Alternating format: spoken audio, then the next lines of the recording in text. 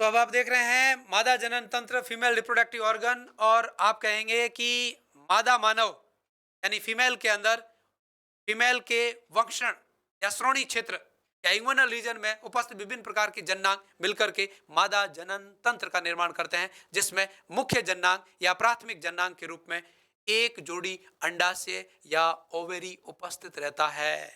साथ ही साथ कुछ सहायक जननांग के रूप में कुछ अंग और उपस्थित रहते हैं। उसमें एक तो है गर्भाशय, यूट्रस। अगला है एक जोड़ी अंडवाहिनी, फेलोपियन ट्यूब या ओविडक्ट। और अगला है एक योनि मार्ग और कुछ सहायक ग्रंथि के रूप में मादाओं में एक तो बल्बो यूरिथ्रल ग्लैंड उपस्थित रहती है, और दूसरी अगली है ब्रेस्ट या मेमोरी ग्लैंड उपस्थित रहती है। ये सारे अंग मिलकर के और मादा शरीर में मादा जनन तंत्र का निर्माण करते हैं, जिसमें प्राथमिक मादा जननांग या मुख्य मादा जननांग के रूप में एक जोड़ी ओवरी या अंडाशय उपस्थित रहता है। तो आप सबसे पहले पढ़ेंगे अंडाशय की आंतरिक संरचना। आंतरिक संरचना से पहले आप ये देख लें कि अंडाशय कहाँ होते हैं, कैसे होते हैं, किस रूप में उपस्थित रहते हैं। तो आप कहेंगे मादाओं के इंग्वेनल रीजन या श्रोणी क्षेत्र में उदर गुहा से बाहर, सॉरी, उदर गुहा के अंदर की तरफ, बाहर तो प्रश्न रहते हैं, उदर गुहा के अंदर की तरफ दोनों वृक्कों के पार्श्व में मीजोवेरियम टिश्यू के द्वारा या संयोजी उत्तक के द्वारा जुड़े हुए अंडाकार या गोलाकार एक जोड़ी अंडाशय उपस्थित रहते हैं, जिनकी लंबाई 2 से 3 सेंटीमीटर और चौड़ाई 1 सेंटीमीटर तक ही होती है। छोटे सूक्ष्म आकार के होते हैं। इन अंडाशयों की आंतरिक संरचना की बात करें, इंटरनल स्ट्रक्चर ऑफ ओवेरी की बात करें, तो आप कहेंगे अंडाशय आंतरिक रूप से 3 परत या 3 स्तरों से आवृत रहता है। सबसे बाहरी जो पतली संयोजी उत्तक से निर्मित एक आवरण या स्तर उपस्थित रहता है, जिसका नाम है विसरल पेरिटोनियम। सबसे बाहर पतले संयोजी उत्तक से आवृत एक परत उपस्थित रहती है, जिसको आप विसरल पेरिटोनियम कहते हैं। उसके अंदर की तरफ उपस्थित रहती है ट्यूनिका एल्बुजिनिया यानी श्वेत कंचुक। ये वही है श्वेत कंचुक।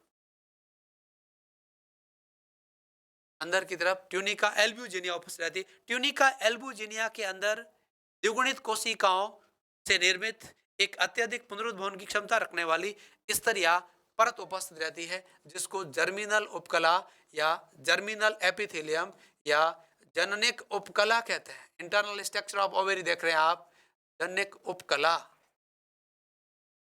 जनिक उपकला जर्मिनल एपिथेलियम कहलाती है। ये जो परत है, इस परत में अर्धसूत्री विभाजन या इस परत की कोशिकाओं में अर्धसूत्री विभाजन द्वारा अगुणित मादा युग्मकों या अंडाणुओं की उत्पत्ति होती है। प्रत्येक अंडाशय में जर्मिनल लेयर या जनन उपकला में अर्धसूत्री विभाजन द्वारा अगुणित मादा युग्मक या अंडाणुओं की उत्पत्ति होती है।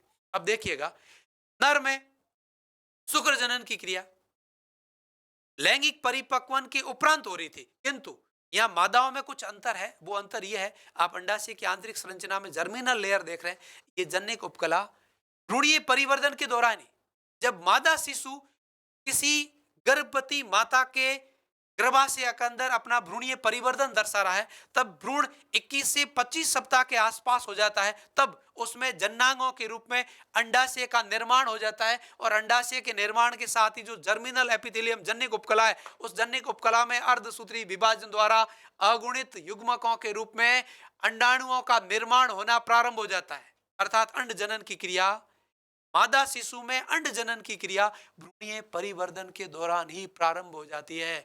जब भ्रूणीय परिवर्तन के दौरान मादा शिशु 21 से 25 सप्ताह के आसपास होता है, तभी उसमें अंड जनन की क्रिया अर्थात जर्मिनल एपिथेलियम में अर्धसूत्री विभाजन द्वारा अगुणित युग्मकों का निर्माण होना प्रारंभ हो जाता है। और ये क्रिया प्राथमिक oocyte निर्माण की अवस्था में आकर के रुक जाती है। उसके आगे का जो भ्रूणीय परिवर्तन, उसके आगे का जो ये सुख अंड जनन की क्रिया है, वो आफ्टर प्यूबरिटी अर्थात वयस्क अवस्था में आने के बाद होती है। तो ये अंड जनन और शुक्र जनन का पहला और सबसे इंपॉर्टेंट अंतर है। उसके बाद आप अंडाशय की इंटरनल संरचना कहेंगे, तो यहाँ पर जर्मिनल एपिथेलियम में अर्धसूत्री विभाजन द्वारा ये प्राथमिक साइट या उगोनियल सेल बनती है। उगोनिया अनेक संख्या में उगोनिया बनकर के तैयार हो जाते हैं। आफ्टर प्यूबरिटी इन उगोनिया में आगे का भ्रूणीय परिवर्धन, इन उगोनिया को प्राइमरी oocyte सेल कहते हैं, यहां तक का परिवर्धन भ्रूणीय परिवर्धन के समय ही हो जाता है। इससे आगे का जो भ्रूणीय परिवर्धन है, इसके आगे का जो अंड जनन की क्रिया है वो भ्रूणीय परिवर्धन के बाद होता है। यानी इसी प्राइमरी oocyte सेल से at the presence of follicular stimulating hormone, पुट्टिका प्रेरक हार्मोन की सहायता से ये सेकेंडरी oocyte या द्वितीय पुट्टिका बनेगी। इसी द्वितीय पुट्टिका में आगे और फॉलिकुलर स्टिमुलेटिंग हार्मोन की उपस्थिति से ये मैच्योर यानी परिपक्व ग्राफियन पुट्टिका, ग्राफियन फॉलिकल का निर्माण हो जाता है। मैच्योर ग्राफियन फॉलिकल या परिपक्व ग्राफियन पुट्टिका का निर्माण होता है। अब इस परिपक्व ग्राफियन पुट्टिका की संरचना को देखने से पहले आप अंडाशय की आंतरिक संरचना कहें तो 3 परत होते हैं। बाह्य परत को ट्यूनिका प्रोपिरिया या विसरल पेरिटोनियम कहते हैं, जो श्वेत संयोजी ऊतक से निर्मित परत होती है। उसकी जो आंतरिक परत है उस परत का नाम है जर्मिनल एपिथेलियम या जन्निक उपकला। और इस जन्निक उपकला के अंदर का जो भाग है उसको बहुत इंपॉर्टेंट है, और जन्निक उपकला के जो अंदर का भाग है उसको आप स्ट्रोमा भाग कहते हैं। और स्ट्रोमा जो है, जन्निक उपकला के अंदर का जो भाग है उसको स्ट्रोमा कहते हैं। और स्ट्रोमा आंतरिक रूप से अपनी सघनता के आधार पर 2 भागों में विभेदित रहता है। इसका बाहरी भाग जो होता है स्ट्रोमा, यानी ये जो पार्ट है स्ट्रोमा का, इस हाथ से नीचे और इस हाथ से ऊपर का जो पार्ट है वो अधिक सघन, अधिक डेंस पार्ट होता है, जिससे कॉर्टेक्स या वल्कुट भाग कहते हैं। ये जो भाग है उसका कॉर्टेक्स या आउटर कॉर्टेक्स, ये आउटर कॉर्टेक्स और ये भी आउटर कॉर्टेक्स है। और इनर जो भाग है, ये आंतरिक जो भाग है जो कम सघन होता है, उसको मध्यांश या मेडुला कहते हैं। अब ये जो अंडाशय है इस मीजोवेरियम टिश्यू के द्वारा, मीजोवेरियम संयोजी ऊतक के द्वारा उदर गुहा से लटका रहता है। और इसी आंतरिक भाग के अंदर रक्त वेसल्स, ब्लड वेसल्स यानी रक्त वाहिनियां भी उपस्थित रहती है। ये तंत्रिकाएं भी दिखाई दे रही है। ये अनुप्रस्थ काट देख रहे हैं आप, जिसमें रक्त वाहिनियों की अनुप्रस्थ काट दिखाई दे रही है। ये तंत्रिकाओं की अनुप्रस्थ काट भी दिखाई दे रही है। तो ये तो अंडाशय की आंतरिक संरचना थी। और इसी स्ट्रोमा में रक्त वाहिनियां, तंत्रिका वाहिनियां भी उपस्थित रहती है। और ये भीतरी है वो संयोजी ऊतक का बना हुआ भाग है, जिसका बाहरी भाग मेडुला और आंतरिक भाग, बाहरी भाग कॉर्टेक्स और आंतरिक भाग को मेडुला कहते हैं। अब देखिएगा, अब जो ग्राफियन पुट्टिका है उसका अपन विकास देखेंगे तो ये सेकेंडरी oocyte सेल या द्वितीयक अंड जनन कोशिका थी।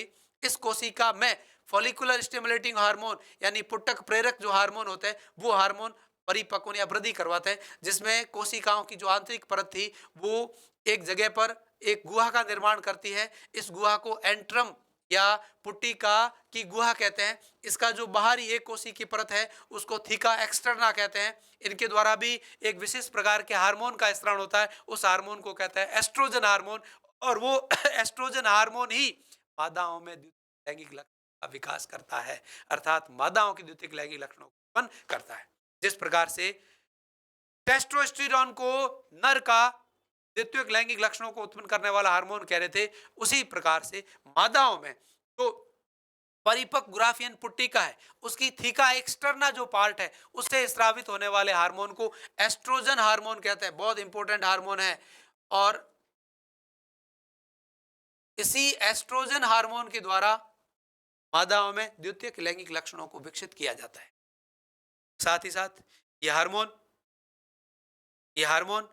मादाओं के समस्त गुणधर्मों का, मादाओं के जन्निक अवस्था से संबंधित सभी गुणधर्मों का नियंत्रण और नियमन करता है। अब यह हार्मोन कहां से निकलता है? परिपक्व ग्राफियन पुट्टिका की थीका एक्सटर्ना से उत्पन्न होता है।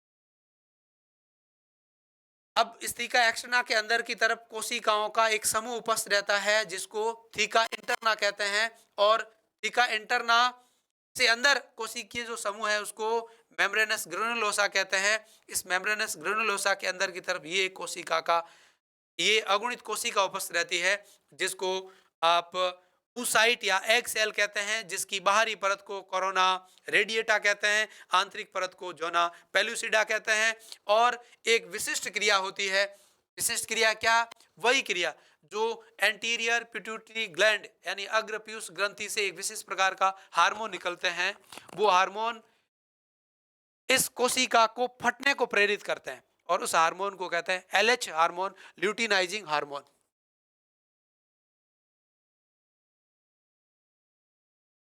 ल्यूटिनाइजिंग हार्मोन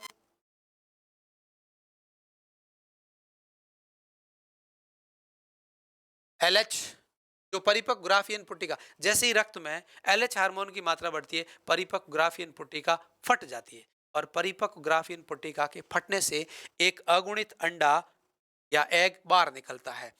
बाहर निकलने के बाद ये परिपक्व ग्राफियन पुट्टिका रूपांतरित हो जाती है एक पीले रंग की संरचना में, जिसको पीत पिंड या कॉर्पस ल्यूटियम कहते हैं। पीत पिंड या कॉर्पस ल्यूटियम कहते हैं। ये पीत पिंड या कॉर्पस ल्यूटियम मादा के अंडाशय में उत्पन्न होने वाली एक अस्थायी अंतःस्रावी ग्रंथि होती है, जो निषेचन के उपरांत जब तक अपरा नहीं बनेगा तब तक मादा के गर्भाशय में उपस्थित रहते हुए प्रोजेस्टेरोन हार्मोन का स्रावन करती है। कौन करती है?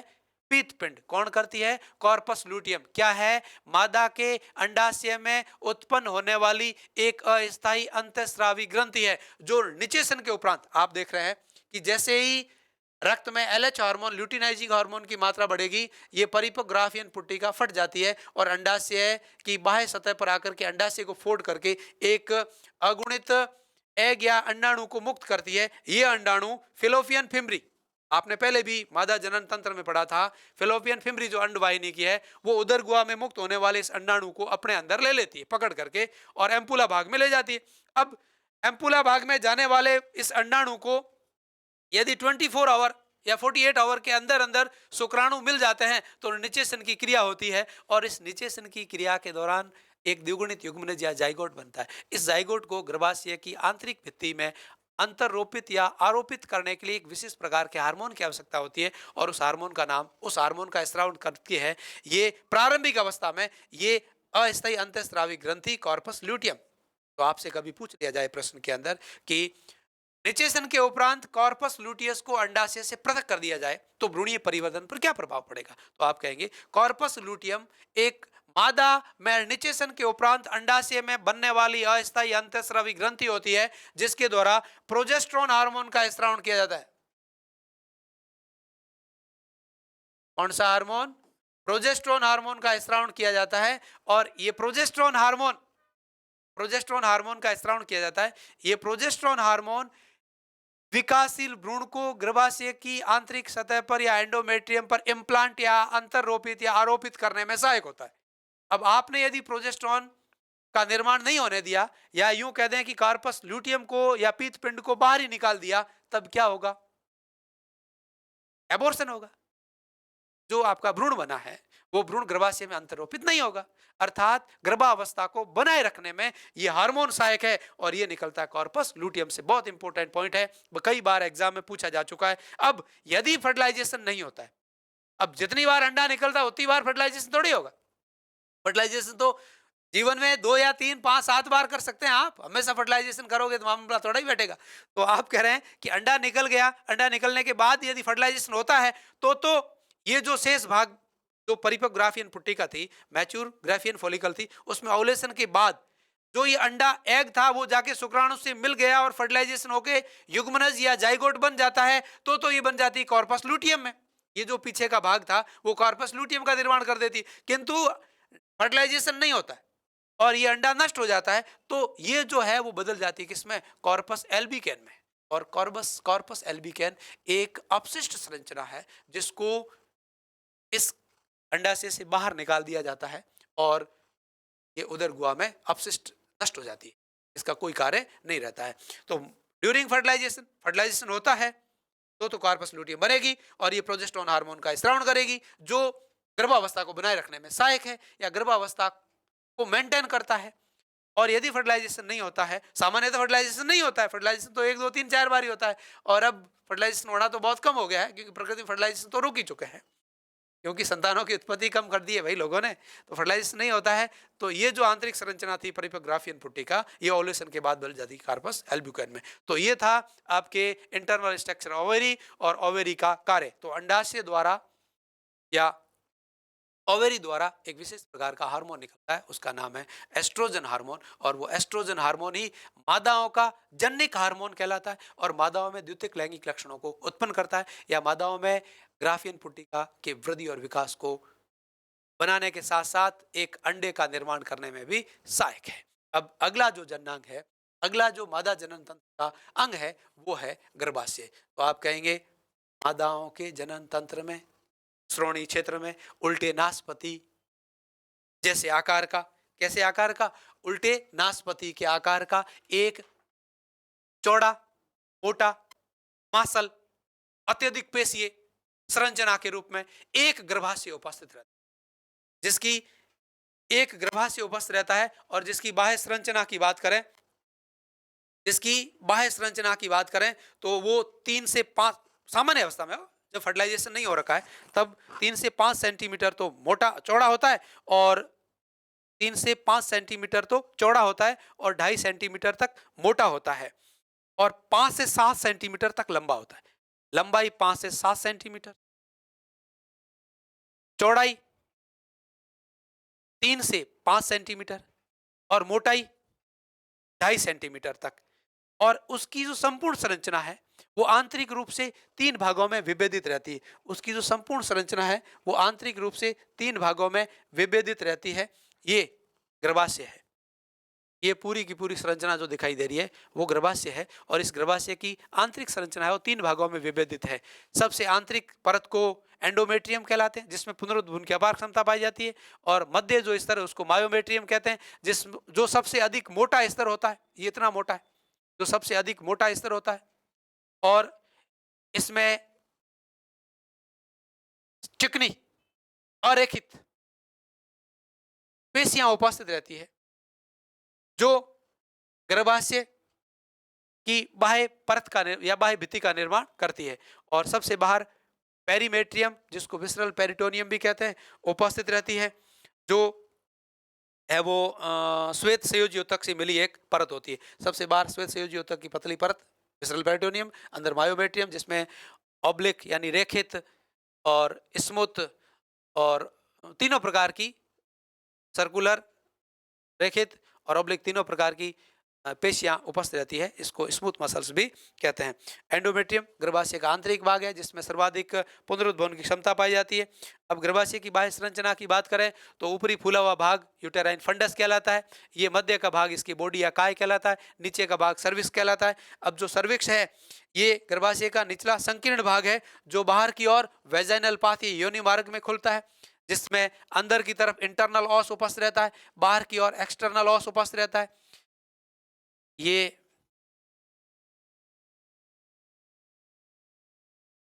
और ये इंटरनल ऑस है सर्विक्स का।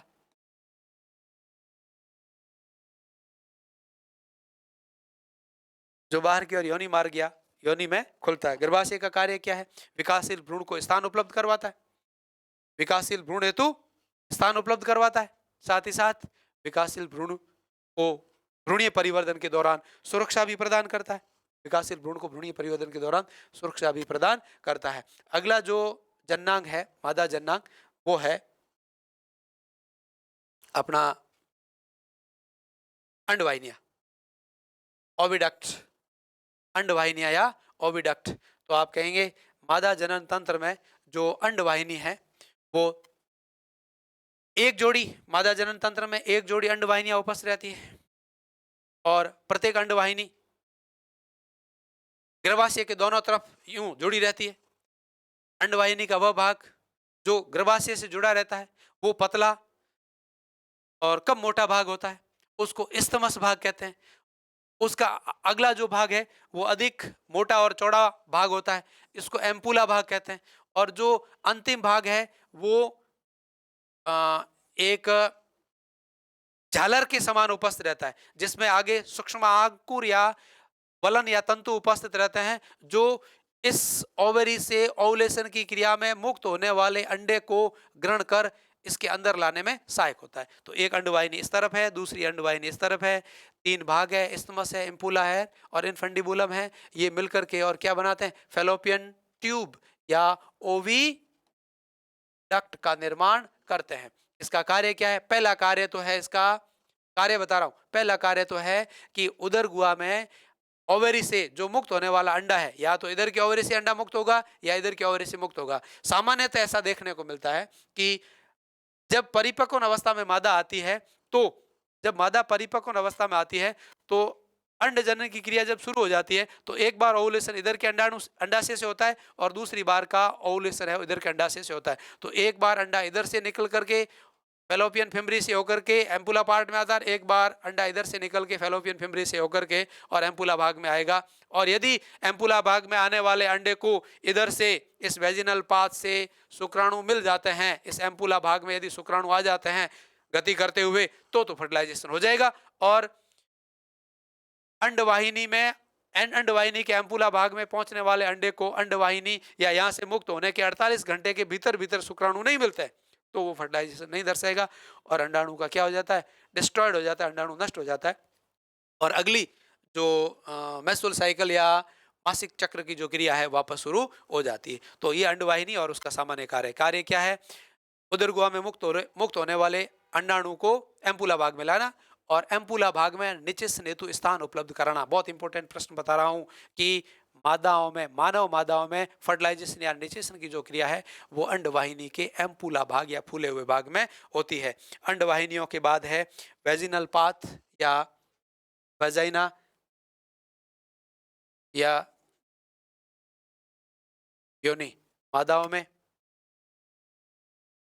में मादा जन्नांग के रूप में एक योनि उपस्थित रहती है जो सर्विक्स के बाहर का भाग है, सर्विक्स के बाहर का भाग है। ये मादाओं का मैथुनांग भी कहलाता है, पॉपुलेटरी ऑर्गन है जिसकी लंबाई सामान्यतः 8 से 10 सेंटीमीटर तक होती है। और मैथुन मार्ग या मैथुनांग होने के साथ साथ इसको बर्थ कैनाल या शिशु जन्म के समय शिशु को ये मार्ग या रास्ता प्रदान कर डिलीवरी के समय शिशु को मादा के शरीर से बाहर निकलने का रास्ता भी यही है, अर्थात बर्थ कैनाल भी कहलाता है। ये जो वेजाइना है वो बाहरी संरचना के रूप में कुछ विशेष प्रकार के वसीय उत्तकों और कनेक्टिंग टिश्यू से मिले हुए वाल्व से घिरा रहता है, उसे आप भगोष्ठ कहते हैं। और इस भगोष्ठ में सबसे जो मुख्य है वो है वृत्त भगोष्ठ या लेबिया मेजोरा। ये योनि का जो बाह्य वेस्टुला पार्ट होता है उसके बाहर उपस्थित मोटे ओष्ठ होते हैं जो वसीय ओष्ठ रहते हैं, जिन पर सामान्यतः बाल उगे रहते हैं। और इनके अंदर की ओर छोटे पतले ओष्ठ भी उपस्थित रहते हैं जिनको लेबिया माइनोरा भी कहते हैं। उसके इन जहां लीबिया माइनोरा से जुड़ते हैं वहां ऊपरी स्थान पर एक विशेष प्रकार का अत्यधिक संयोजी और सेंसिटिव टिश्यू युक्त एक उपांग उपस्थित रहता है जिसको क्लाइटोरियस कहते हैं। ये मैथुन हेतु उत्तेजना उत्पन्न करने में सहायक होता है। इस पर रगड़ या मसलन की क्रिया करें तो मैथुन हेतु उत्तेजना उत्पन्न होती है और ये नर के सीसन का होमोलोगस ऑर्गन है, समझात अंग है। ये विशेष प्रकार के प्राण भगोष्ठ है वो उपस्थित रहते हैं वेजाइना के ऊपर की ओर, इनके मुख्य कार्य यही रहते हैं। और अगला है मादाओं की सहायक ग्रंथियां या सहायक ग्रंथियों के रूप में एक तो उपस्थित रहती है बल्बो यूरिथ्रल ग्लैंड, जिनको बार्थोलियन ग्लैंड भी कहते हैं, बल्बो यूरिथ्रल ग्लैंड भी कहते हैं। यहाँ पर वहाँ काउपर ग्लैंड कहलाती है। उसी प्रकार से मादाओं में बार्थोलियन ग्रंथि उपस्थित रहती है जो सर्विक्स के अंदर की तरफ वह स्थान या वृत्त भगोष्ठ जहां अंदर सर्विक्स या वेजाइना से जुड़े रहते हैं उन स्थानों पर एक जोड़ी बार्थोलियन ग्रंथि उपस्थित रहती है जिसके द्वारा क्षारीय तरल पदार्थ स्रावित होता है जो मादा मूत्र जनन मार्ग की अम्लीयता को खत्म करने में सहायक होता है। साथ ही साथ इससे निकलने वाला जो तरल पदार्थ है वो लचलचा और चिपका चिपचिपा होता है, जो मादा मार्ग या मादा जनन मार्ग जो है, वेजाइना है, उसकी अम्लीयता को खत्म करने के साथ साथ चिकनाहट उत्पन्न करता है, जिससे मैथुन क्रिया आसानी से संपन्न हो सके। अब मादा की जो योनि है उसमें लैक्टोबैसिलस प्रकार के जीवाणु उपस्थित रहते हैं, जो उसकी अम्लीयता या माध्यम को अम्लीय बना देते हैं, और इस अम्लीय माध्यम में शुक्राणु जीवित नहीं रह पाते हैं। तो इस अम्लीय माध्यम की अम्लीयता को खत्म करने हेतु है वो इस बर्थोलियन ग्लैंड के द्वारा विशेष प्रकार का लचलसा क्षारीय तरल पदार्थ स्रावित होता है। अगला पीनियल ग्लैंड भी पाई जाती है, ये पीनियल ग्लैंड है।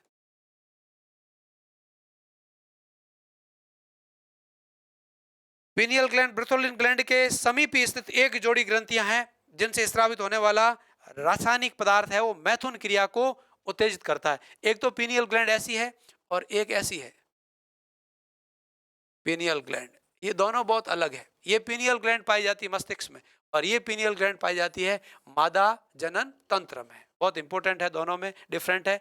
ये विशेष प्रकार के हार्मोन विशेष प्रकार के रासायनिक पदार्थ स्रावित करती है, जो मादाओं और नर में विपरीत लिंग के प्रति आकर्षण उत्पन्न कर मैथुन क्रिया हेतु उत्तेजना उत्पन्न करते हैं, और इनके द्वारा निकलने वाला मेलेनोसाइट जो मेलेनिन हार्मोन है, वो मेलेनोसाइट या मेलेनिन वर्णक के संश्लेषण को प्रेरित करता है, जो मस्तिष्क में उपस्थित रहती है। ये दोनों अलग अलग ग्रंथियां।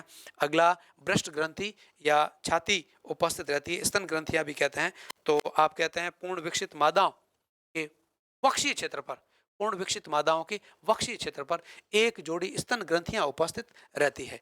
पूर्ण विकसित मादाओं के वक्षीय क्षेत्र पर एक जोड़ी स्तन ग्रंथियां उपस्थित रहती है, मेमरी ग्लैंड।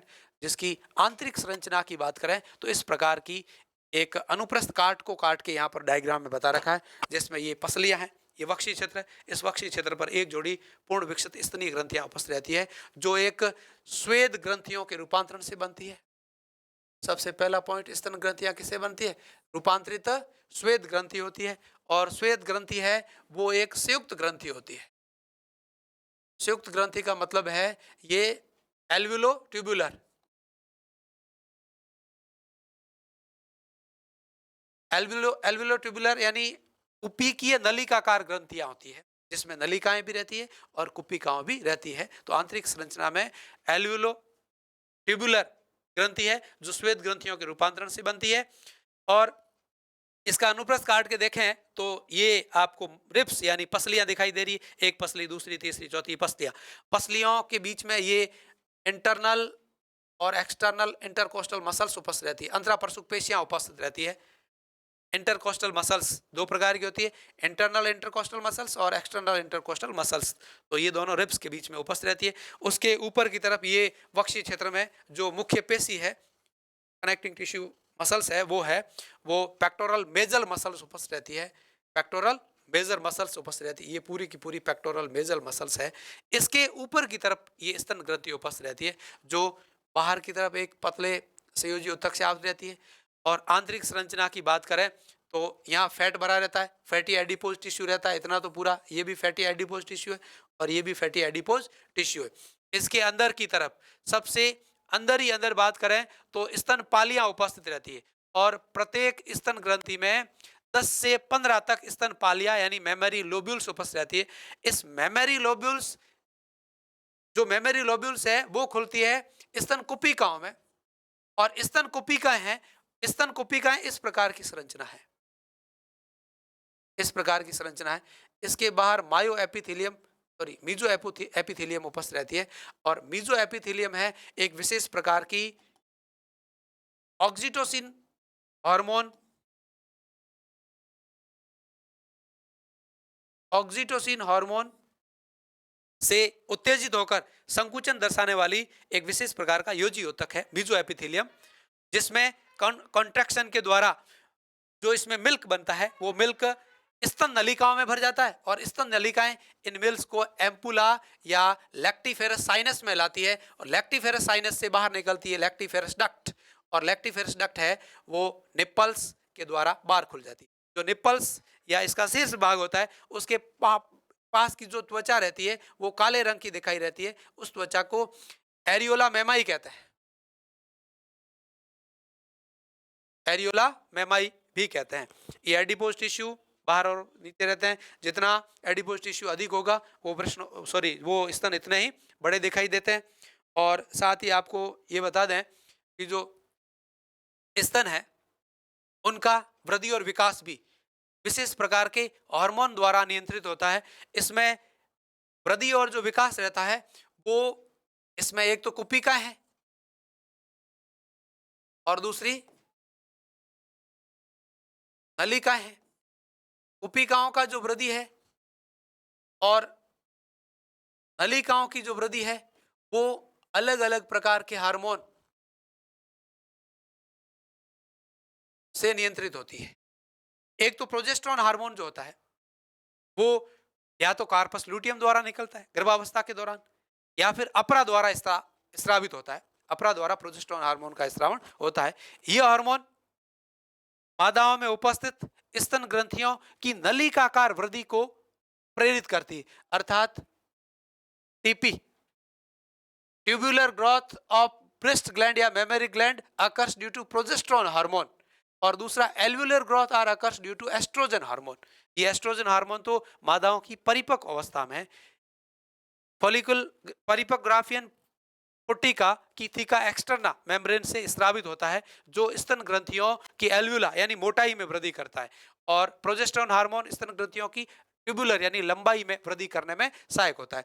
तो स्तन ग्रंथियों की आंतरिक संरचना में मेमरी लोब्यूल्स, स्तनपालियां स्तन कुपिकाओं में, स्तन कुपिकाओं स्तन नलिकाओं में, और स्तन नलिकाएं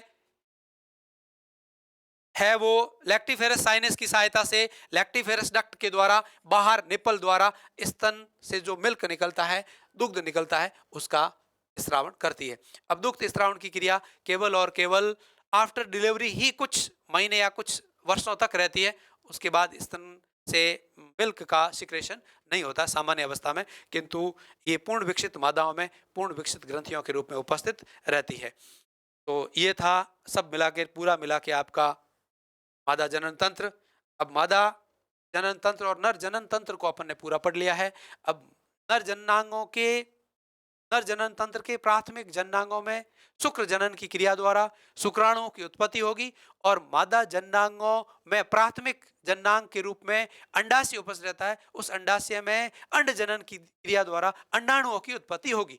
ये शुक्राणु और अंडाणु मिलकर के फर्टिलाइजेशन या निषेचन की क्रिया द्वारा द्विगुणित युग्मन या जाइगोट की उत्पत्ति करेंगे। इस जाइगोट में समसूत्री विभाजन द्वारा भ्रूणीय परिवर्धन से एक पूर्ण विकसित भ्रूण का माता के शरीर के अंदर गर्भाशय में भ्रूणीय परिवर्धन अपरा द्वारा अंतर संबंधित रहते हुए होगा, और उसके उपरांत डिलीवरी या प्रसव होगी, और प्रसव के उपरांत विकासशील जो शिशु है वो लैक्टेशन पीरियड में माताओं की स्तन ग्रंथियों से दुग्ध पान करते हुए अपना पूरा भ्रूणीय परिवर्तन दर्शाता है। तो इससे आगे का जो पॉइंट है वो है नर युग्मक जनन और मादा युग्मक जनन। ये क्रियाएं अपन नेक्स्ट क्लास में पढ़ेंगे। Thank you so much. आज इतना ही। आप सबसे मैं आशा और अपेक्षा करता हूं कि वीडियो आप सबको अच्छे लगेंगे, और इस टॉपिक से रिलेटेड जितने भी प्रश्न हैं वो सारे एक लाइव क्लास के रूप में आपको सॉल्व करेंगे। आज इतना ही। नेक्स्ट कल।